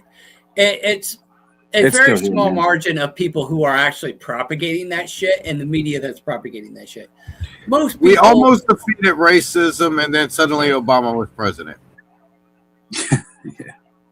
Yeah, I mean, racism was a non-existent issue until they started using it as a clickbait argument against Trump. Now, Trump is an asshole and has a tendency to put his foot in his mouth, but I wouldn't go as far as saying he or even his base are racist. Now, are there racists that support Trump? Absolutely. I'd be amiss to say otherwise. I'm pretty sure. Yeah. Yeah. I'm pretty sure, but like, But is that the majority of his base? Is that the majority of Americans who voted for Trump? Is that the majority of ICE agents or Republicans who hold congressional or Senate seats? No, I would not go that far as to suggest that notion. You got the kid's dad completely roasting Carl Anthony's parents. Yeah. I saw this one TikTok once. It was pretty good. It said this one African American man was giving another white guy some shit, and then his friend said, "After all our answers went through, what gives you the right to pass that on to the next one?" I love that answer. You know what I mean? Like, that was powerful. Yeah. You know what I mean? Like, yeah, the hate needs to stop, man. I respect people like that. I don't look. Yeah, you're black. Yeah, I'm white, kind of brown, I think. More peach, whatever. Anyways, does it matter? Cheese and cream looking motherfucker. Honestly, racism to me was not. It was created by man. You know what I mean? It was. And it's stupid. And I'm not saying there weren't slaves back then, but that shit was gone since the 1960s. You know what I mean? Yeah, so they want to blame religion for it, but you know what? It was white Christians that ended slavery, which was a worldwide business. Especially in Africa, where it still goes on today. And with these Muslim countries that still engage in slavery, but the Democrats don't say shit to that, do they? Go ahead, bro. Sorry. We didn't ask for it. Like, did you know that the first man that ever sold a black man was a black man? You know what I mean? And then, like, and most countries in the United States didn't have slavery. There's only, like, what, 3 or 4 countries that had slaves in them. There was quite a bit of slavery that went on in the United States, but again, they were sold out of Africa and the Middle East. I'm talking about majority. The Jew, yeah, they were sold into slavery by their own people, rival tribes. You know, the losing tribe got enslaved and sold off, and it was effectively, whether people like to admit it or not, it was the Jewish slave trade. So can I ask you a question? And it was white Christians that ended slavery. Chris, let me ask you a question. So the black people had to work on their lands to live, to make whatever they need to eat. What the fuck makes a difference now? We got blacks and white slavery people. Never ended. You just introduced monopoly money into the equation. Right. So now we're going to work. It's still slavery with more steps, like Rick and Morty says. I'm saying we're all slaves right now. Yep. Majority. There's your change right here, ladies and gentlemen. There was an episode. If y'all remember the Monty Williams show, there was one episode where a black guy out of nowhere dropped the nuclear truth bomb. And he said, the Holocaust was big business. It was. It was big business. And he said, it was the Jews that brought the slaves here on slave ships. Yeah. Yeah, but my point is it don't exist now. I'm not saying racism don't, but you're talking about majority. I think it's pretty much gone. Worldwide slavery as it was in the old times is effectively dissolved. It still goes on in Africa and the Middle East to I'm talking about America. You do still have human trafficking to a very large extent, but that is mostly underground organizations. Well, I know that, but look at Iraq. I mean, women have no rights whatsoever in Iraq. Matter of fact, I think you can have lots of wives, and you can have wives up to the ages of 6 and 7, I think. And Iraq's a sick place, man. And then it's just that. Oh God, there's a lot to unpack there. The first ever recorded trafficking was in Portland, Oregon, where they would bamboozle you by sucking your beer or whatever, and if you were basically drunk enough, the bartender would hit a switch. You fall through a floor, and you become a slave on a slave ship on a trade ship. Yeah. And this was in old Portland, Oregon during the Bobby Pearson shit. Yeah. Yeah. And like you guys were saying, the whole race card, it's just a perpetuated argument of creating division. And it essentially it's just a circle jerk and a talking point that goes nowhere. It's just running you around in circles. Just like burn the whole fucking deck. It's just like the whole thing with taxes for the rich. You know, Elon Musk is now the world's first trillionaire, and people are going apeshit, going, "Oh, his net worth is over $1 trillion. You need to tax him." What the fuck are you going to fucking tax? Okay, his net worth, it doesn't mean that he has $1 trillion in the fucking bank account. It just means he's worth it. They do not. People do not understand the dynamics of how money and wealth and all that works. Sorry, people need to start realizing the more money you make, the more problems you're going to have. Yeah. You know what I mean? Like, just because you're a millionaire or a billionaire doesn't mean you are a billionaire or a millionaire. There's a lot of taxes. Yeah, you don't actually have. He doesn't actually have $1 trillion. No. He probably gets a salary. He probably does the same thing that a lot of CEOs do, is take a standard employee salary, and that's what what's getting taxed. Okay? You can't tax him for having $1 million because he doesn't actually have $1 million. And even if he did have it, it's tied up in investments and other shit. You know, that's why they never have that kind of money, and you can't tax it. And they're not going to change the tax code because all these same people like Bernie Sanders, who have millions of dollars, and Nancy Pelosi, who's been insider stock trading for decades. And not paying her people either. Yeah. They're not going to fucking change the tax code because then they would be impacted by it. They're not going to tax the rich because they're fucking rich. That'd be shooting themselves in the foot. So all it is a bullshit ass talking point to rile people and gain support on a bullshit notion. That's why it's always ever been a talking point. And any time these people got elected, whether it be Republican or Democrat, you never see any change. They talk about it, but once they get into power, they're never about it. It goes back to the point of everybody wants to say that Trump's going to become a fucking king, whenever the fact is there's Congress people and Senate individuals that have been there since before Bush Sr. Yeah, absolutely. I mean, you have these career politicians that have been there since before I was even born. It's like, and you want to talk to me about no kings? Like, come on. And most of these people are pro-socialism and pro-communism. It's like, sorry, but the only places that communism was actually even remotely sustained was in dictatorships, and that's something you say you're opposed to. So, like, what the fuck? How do you... Brain hurty. Exactly. Cookies and a 90-minute cut of Avatar. You know, it's so sad. I have to look at my kids and then go, man, your future is going to be so hard. Like, you know, there's a lot of men out there and women out there that are not having children right now because of the future.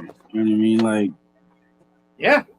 Woe unto the mothers that give birth in the last days, right? So it's like there's no security. There's no happiness in this world anymore. You know, the United States used to be one of the greatest countries in the world. Yep. And now it's work? Yeah. God, shit. You know what I mean? Yeah, you work yourself to death. Marriage isn't worth what it used to be. Heck no, back then. The American dream isn't what it used to be. I mean, nothing that we used to have and were promised exists anymore. It's like, this is not the future I anticipated when I was growing up. I mean, I remember, and I think about this moment a lot. I remember sitting in middle school, back in the late 90s. And When we had Sturge. I'm thinking about the future, you know, what it would take to buy a car, you know, when I turn 18 and, you know, get a job, you know, even base pay, I think it was like $5.75 back in the 90s, if I remember correctly. And I'm doing the math, you know, how much it would take to save up, you know, working at McDonald's to get a car or whatever. And I'm thinking about that shit. And now, like, you can't even try to do the math anymore. Just to try to figure out how to get started in life, how to get a car, how to save up our down payment on a house. First job. I had my first job at Toys R Us, and I was making $4.25 an hour. Took home $2.44 a week, and I felt good about myself. And even though it was a seasonal job, I had a job. Yeah, I enjoyed it. I'm not gonna mind. I wish I had a time machine to go back to the 90s, man. Right? 90s were 80s and 90s, man, were kick ass, man. Dude, were you even old enough to even remember the 90s? Bro, I remember going to Blockbuster just to get a movie. I remember getting a disc for a video game that you had to breathe on and use fucking toothpaste. Cartridges. Hopefully it works.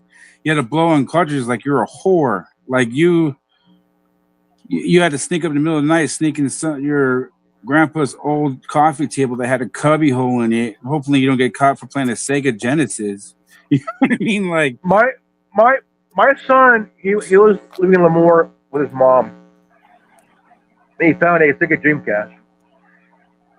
The game he had was GTA 2 from 1998. I remember that. I was like, what? I'm like, I got married in 98. I was 22 years old when I got married. I was 23 when my son was born. Like, what the fuck, dude? You know, shit. I remember all four of us friends, even Chris back in the day, I think. We all sat in little Larry's room playing fucking Halo or something. And split screens.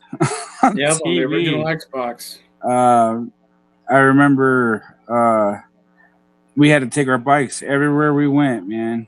Our parents didn't give a shit where we were going. They didn't even know we were gone. Yep. I remember building forts and tree houses. I remember digging holes and making clubhouses out of them. I remember we always got into trouble and shit. Those were the good old days, man. Making ramps to jump off with our bikes and shit. Halloween, you actually went to door to door and there's leaves everywhere and people actually gave a shit about candy. And then yes, we like it ain't the same anymore, man. No, what the fuck is that? It's stupid, man. Now they're doing it at malls and shit, and I'm like, nah, man, that's you're supposed to. Man, when I went down the street one time. In all fairness, you know, they used to have you go to malls and, you know, McDonald's or freaking Pizza Hut, and they'd have little things going on there. But yeah, you get a free ice cream, and they have like a little haunted house. That's not what I'm saying. What I'm saying is that you had to go to the mall and you get these. I mean, I remember I used to walk into a mall when I was a kid with a pillowcase. I'll come out of that shit halfway full, man. Like, and then like people are just like werewolves hiding in the bushes and shit, and fucking trying to scare kids, putting thought into it. They don't do any of that shit anymore. There's no. They ruined it. It's gone. Nowadays, you barely see any kids in the neighborhood or anywhere else. There's always what's this 2-hour bullshit? We used to be out trick or treating for like hours, man. Yeah, you go out at like 6 and didn't come in till like 9. You're right, 9, 10. 9 or 10. I remember taking my son out trick or treating. We went 4 blocks. We went 4 or 5 blocks. My son had candy up to the brim. Like, you couldn't carry it anymore. I had to do it.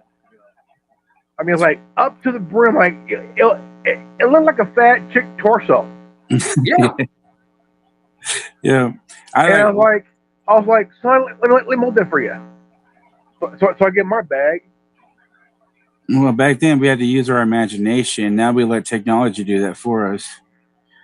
We're not allowed to think for ourselves anymore. We're not allowed to be human beings anymore. We're all just part of the program. The reason I took my son out every Halloween, single moms.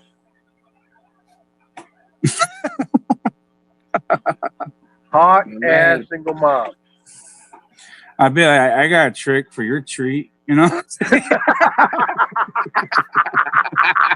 I bet you do.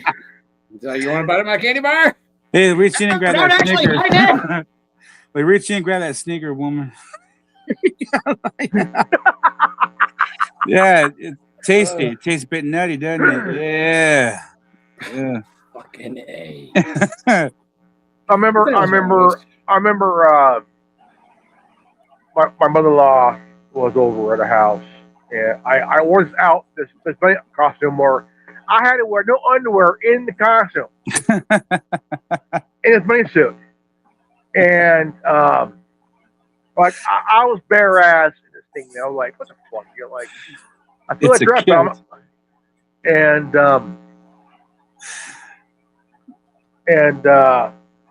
my mother-in-law was sitting someplace and like, you want a carrot or an egg? I don't know. But it was funny, but I felt like I know next door has hot chicks, but if I go in there bare ass naked in this thing, I'm gonna have a boner and knock Yeah, that does have a tendency to happen. Taste the raven. I'm afraid that I might knock some kid down or some shit. Like, no, that's for your mom, man. That's for your mom and your grandma. Go away. For your mom and your grandma? What kind of kinky shit you going? You know the one thing I loved doing as a kid? Like I was afraid of knocking down some vases, man. No. But at home, my mother-in-law better not be bending over because Bud's going to give her a treat. Trick. It's a trick, then a treat. Yeah. 4 whores and 7 sluts ago. Okay, I better stop there. Dude, my mother-in-law was not afraid to flash people, dude, at all, man. She just and then she had some huge fucking guitars, man. Holy crap. Kadunk. Oh yeah. But she slap you with her titties? Oh, I About wish the bubble she did. baby. I remember. Never mind. And I mean, she didn't care. She would flash anybody, dude. Like, Did you guys ever like playing the game hide and seek back in the day, man? Yes. Oh man. In the dark, in the trees and shit, in parks. I remember one time we played hide and seek at a bank parking lot. Yeah, I remember that. Right behind the ATM machine. Yeah. You couldn't find me. We took the elevator. Some of us took the elevator.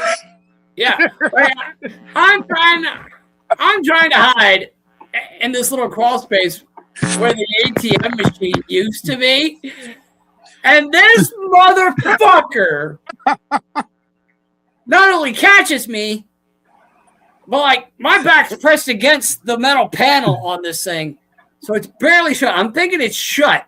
So this motherfucker jumps on the fucking panel and slams me into the ground like, you motherfucker. Oh, the good old days, man. Yeah. The best hide and seek was at the farmer's market. You're right. That was fun, man. That was fun. That was great, man. People were climbing top of shit. Ropes and shit. Yeah, I mean, you can't get away with that shit nowadays. Like, you can't do that nowadays. No. Cop come over, slapping your wrist, get off this park line, go home. No. Now it's like, where's your parents? They're going to jail, this and blah, blah, blah. I'm like, man, really? Bunch of kids having fun. She's at this address. I remember one of my kids just asked me. be forewarned, she's kind of a bitch. Oh, yeah. Yeah, kind of. You're being she nice. was a bitch. Did you know that Cop Watch started in 1991? Cop Watch? Yeah, because of freaking... In Berkeley, California. Yeah. If it wasn't for that Martin King beating in a video, there would be no cop watch. No, man. Yep. You know, a lot of his kids these days, like my son, I remember, okay, this stays between us. Obviously, this is public, so if my son sees this in the future, oh well.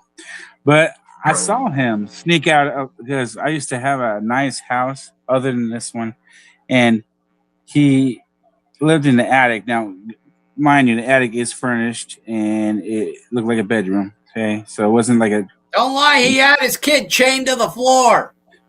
In the crawl space. It wasn't an attic, it was a crawl space, and he had him chained up there. Only on Tuesdays, and if he was good, I gave him Cheetos. Listen, I stole him. Well, I thought you gave him. So I went up there to say goodnight to him. I always come up and say goodnight to my kids. He wasn't there, and then me and my wife were standing watching out the window, and he was running down the street. My wife's about to run, and I grabbed her by the arm. I said, let him go. He goes, it's dark. What if he gets hurt? I said, just let that boy go. You know what I mean? Let him go on an adventure. Let him get into trouble. You know what I mean? Like, we'll get his ass when he gets home. Yeah, when he gets home, I'll beat his ass. Like, you know what I mean? Like, but man, that kid, oh man, sure enough, I found out he was ran up to his girl's house and getting into funky situations, and then they decided to all go play tag at the high school field. And the cops got a hold of him and told him to go home. So when he finally came home, he explained everything to me. He thought I was going to be mad at him. I said, man, that's the coolest story I heard in a long time, man. You made me feel like a kid again. You know what I mean? Right. Like, we did many of the same things when we were that young. But I was like, don't tell your mother. Do not tell your mother I agree with this. I whipped your ass. Remember that. Right? He was right. I said, okay. Yeah. I spanked you for sneaking out. Yeah. Oh, man. I remember I fucked up so many damn times. My mom would have me go out back and like, she wanted me to get this, like, a huge fucking twig or some shit. I come back with one like this and shit. Why can't I get another twig? So I get like a certain size, like, again. Yep. The worst one, I had a wooden spoon break over my head. Oh man. My mom took a wooden spoon, bam, so hard. Hey, dude. I had 4 broken over my head. 4. Too bad Haunted isn't here right now. He could tell you about the frying pan. Oh, man. He was at my house setting up a computer for my mom. And my mom got pissed off about something. I think she was pissed off at my sister. Or maybe she was pissed off at me. I don't remember. Well, she was pissed off at one, but the frying pan went flying across the room. Bobby was like, guys. computer's done. Hooked it out of the fucking house. And y'all seen Haunted. He's a big motherfucker. He got hold of his own. He was like, I ain't fucking with this. I'm out.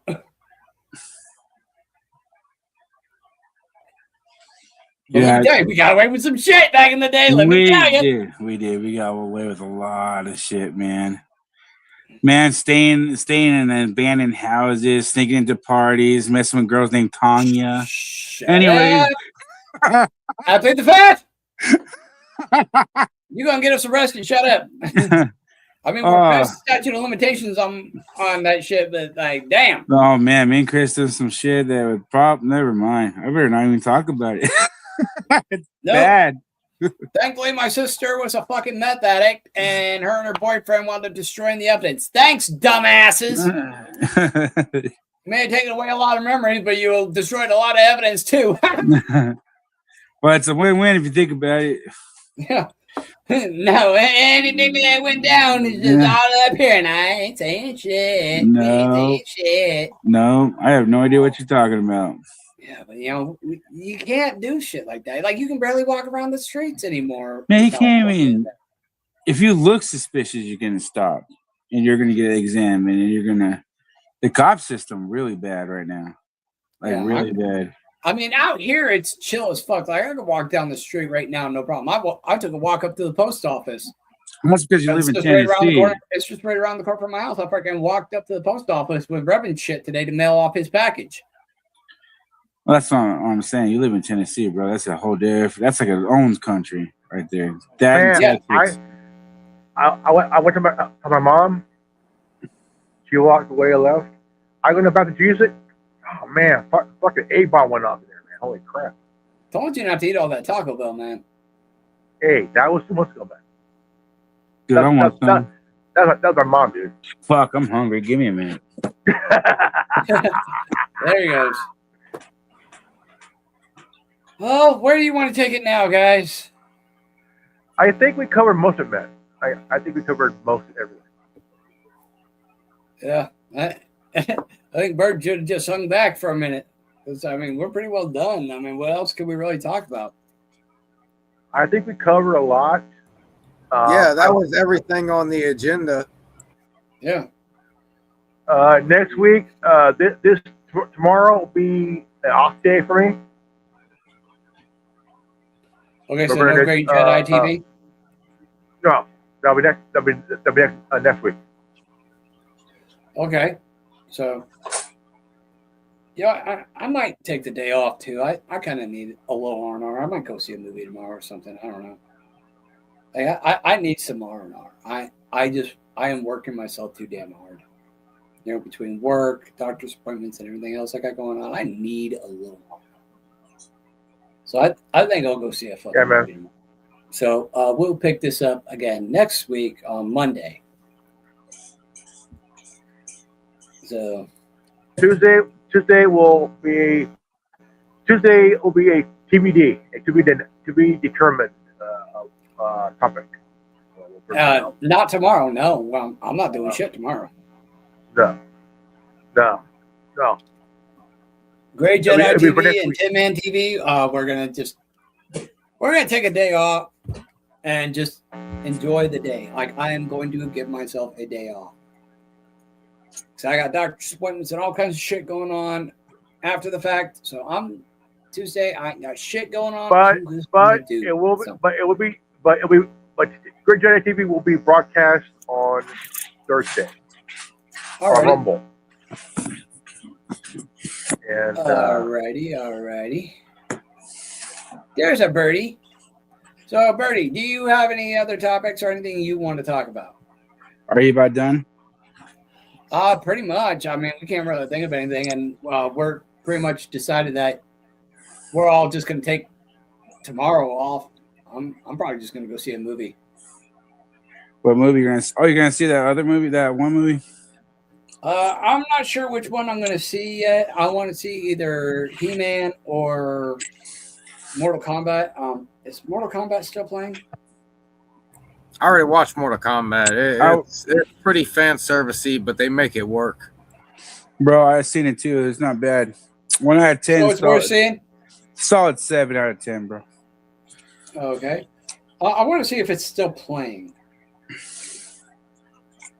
Because I do want to see Masters of the Universe too, as well. But I wanted to see the new Scary Movie, that funny one. I saw that one already. I can wait good? Till that one comes out. Mandalorian's still playing. It did the thing. That's what I can say for you, Tommy Bird. It did the thing. It did? The thing? Really? All right. Yeah, I'll show you the thing that happened. I'll put it in the memes chat room. Oh, shit. My favorite part of the trailer is when he went, "Oh my God, he's killing her." And she was like, "Her? I'm a they, them. They're killing them." I'm fucking dying, bro. This is the result of Smokey giving advice on how to eat pussy. So, yeah, that's something to end the whole show on. But do not show it on stream. It's coming on. Don't put it on stream, dog. Ah. Yeah, you can't put that on stream. You can't put that on stream. Is it copyright? I want to see it at least. You can look at it, just don't put it on stream. But this is the result of Smokey giving advice on how to eat pussy.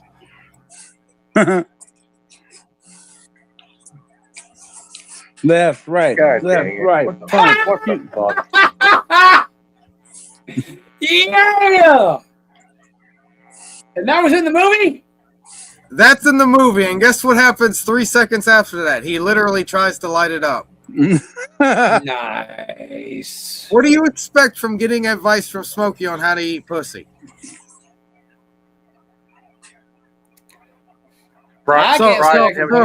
So there gives Tommy Bird a reason to go watch the movie. Now he's got to know what the hell and why the hell and how all of this happens. I heard a lot of the original people are in there too, like the dude with a fucked up hand. Definitely, everybody's there. Nice. Everybody's there. I can give it to you. Surprised it wasn't a tampon. It might lie a fuse. Dude, I got to go see it. I have to go see it, man. Have to. You're welcome for the incentive, but yeah, I get to watch movies for free. What you got, Tin Man? I got nothing. I do want to talk to you guys off camera once we're done live. All right.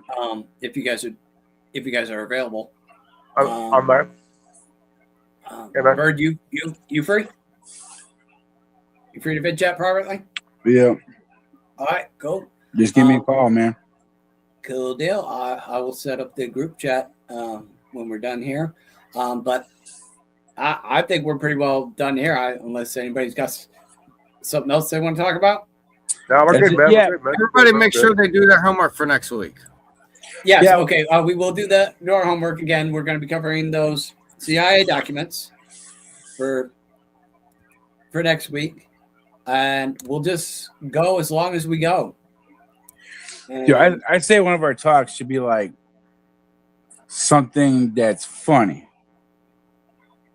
We can do that too. We need a little more fun and levity. We can put some humor in it. You know what I mean? We can bring those pictures up that I did. They what? Yeah. We can bring up the pictures that I did. The AI generated. Yeah, we can do that. So let's go. Maybe we'll do that for Tin Man TV next week, and on the roundtable, we'll cover the CIA docs. So everybody do your homework on that, and in the meantime, we're just gonna go ahead and put her in the oven. I'm gonna go try to get some stuff done around the house after I have my conversation with these guys. So until next time, if you guys have enjoyed this podcast, share the retransmissions, follow also our various social medias, X, YouTube, Rumble, all at REALTWWRN. And also check out our online store, RealTWWRN.printify.me. And keep the conversation going. And we covered a lot of shit tonight. And if you have any thoughts or opinions or anything you want to add, feel free to share your thoughts and opinions. We will talk to you off camera and engage with you in the comment section. So on that note, on behalf of Revan, Tommy Bird, and Zero, this is Chris Sheldon, the Tin Man with the Worldwide Resistance Network. This has been another political roundtable. Stay strong, stay safe, God bless you all. And until next time, if you're watching this, you are the resistance. He's nuts. If you can hear this, you are not alone. This is the resistance.